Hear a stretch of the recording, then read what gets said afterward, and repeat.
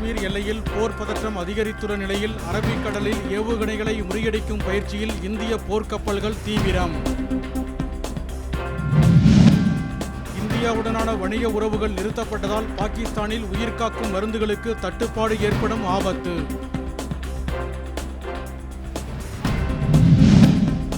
சென்னை கன்னியாகுமரி அருகே ஆழ்கடலில் எண்ணெய் எரிவாயு எடுக்க நடுவண் அரசு அனுமதி அளித்திருப்பதற்கு மருத்துவர் ராமதாஸ் கண்டனம்.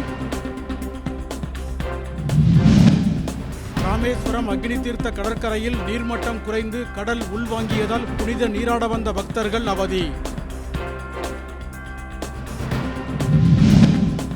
உதகையில் ஆளுநர் நடத்திய மாநாட்டில் துணைவேந்தர்கள் பங்கேற்காததற்கு உச்சநீதிமன்ற தீர்ப்பே காரணம். அமைச்சர் கோவி செழியன் விளக்கம். கிருஷ்ணகிரி மாவட்டம் அஞ்சட்டி அருகே மாடு மேய்க்கச் சென்ற மதலைமுத்து என்ற விவசாயி யானை தாக்கி உயிரிழப்பு. பெரம்பலூரில் போதை ஒழிப்பு விழிப்புணர்வை ஏற்படுத்தும் வகையில் பாராகிளைடிங் சாகச நிகழ்ச்சியை தொடங்கி வைத்தார் மாவட்ட ஆட்சியர்.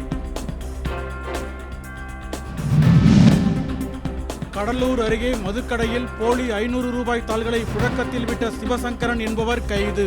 யூடியூப் பார்த்து தயாரித்ததாக தகவல்.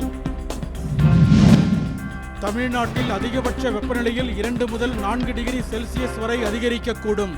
சென்னை வானிலை நடுவம் தகவல்.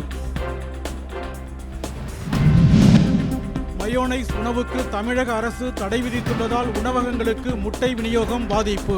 உற்பத்தியாளர்கள் வேதனை.